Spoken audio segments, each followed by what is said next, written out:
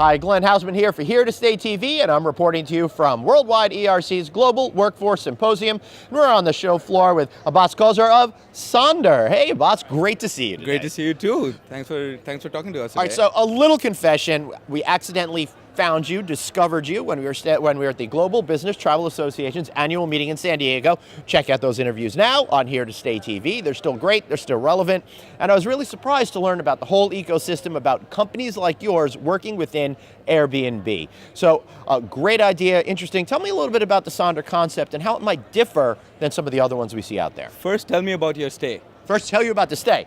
All right, great apartment. It was a brand new building. They were still building like the second tower for the building. So we arrived. It was a great experience. Everything was clean. Everything was new. Everything just felt right. But the best part was that we had a 2-bedroom unit. So I didn't have to sleep with my producer, who's on the other side of this camera right now. That would have been really awkward, really uncomfortable. We had a lot of great living space in order to be productive and to just have that experience of feeling like a local. I'm glad that you're interviewing me. It's nice to change things up a little bit. Well, you just explained the business model in a nutshell, right, by describing your stay. So that's what we are. We're a company that is trying to help people who travel to different cities to experience them a lot better in a very, very comfortable, reliable, safe, and sexy environment.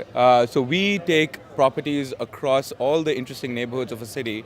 We have long-term leases on them, so they're completely in our control. And then we furnish them with extraordinary furniture. If we really take pride in our design, we take pride in our staff, which is not your typical hospitality staff. We actually hire people from incredibly strong guest-centric companies that just believe that customer service is about saying yes. Right. It's about being flexible. It's about being communicative. It's about just being someone who can be a friend of yours in a difficult situation. And that's great for what you're doing. It was great for me as a guest, but I also think it's awfully scary for the hotel industry in general, because I felt like I had that same experience as I would in a traditional hotel environment, a traditional extended stay hotel environment, but it wasn't like that at all. It was easy, it was simple. I didn't have to worry about losing a key because we had a code to type in. Yeah. All of that stuff just made it really took out all of those barriers that I would have previously felt. Absolutely. One of the things we like to say is the lobby is on your phone. So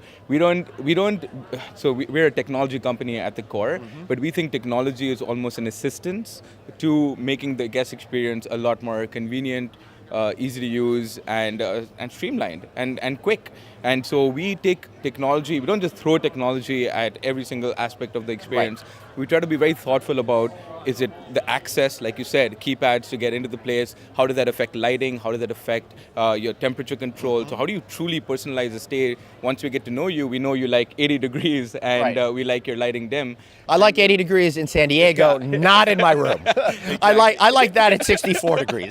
Yeah, so we'll remember that, and next time you check in, it'll be at 64 degrees. Yeah. And then, I would translate that for all of you folks that do the Celsius, but I'm still clueless at how all that works. it's cool, and I think the other parts where technology plays a big influence in the guest stay is through communication. So why do you have to pick up this old phone and dial 9 to get in touch with someone? Pick up the phone, open our app, press a button, and you'll be connected in less than 10 seconds to one of our guest members. How many cities are you in right now? What's next up for you? Yeah, so it's 24 cities now, and we've grown really fast over the last few years, and we're continuing to grow. We raised a really great round of funding that we're injecting right into expansion. So we should be at 40 cities by the end of next year. And we're being very thoughtful about where we expand. We want to make sure that the customer that stays within San Diego can find a place to stay in the other business destinations that they need to go to. And so we're kind of mapping out what the logical places are where people frequent for business travel, and we're going to be all over. Yeah. So you're thinking the larger size cities to start. Is it mostly in the United States, or are you branching out to other places? North America. We're actually a Canadian company at the root, born from. I can tell by your accent. Yeah, that's true.